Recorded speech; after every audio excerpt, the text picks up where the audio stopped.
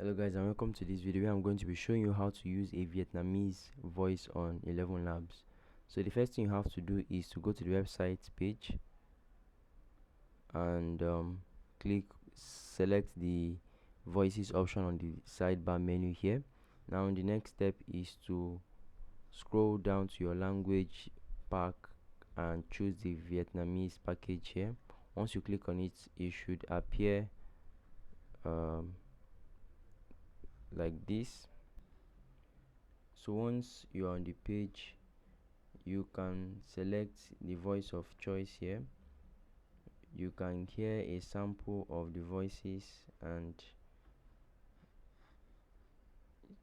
go ahead to select a voice that would speak to you.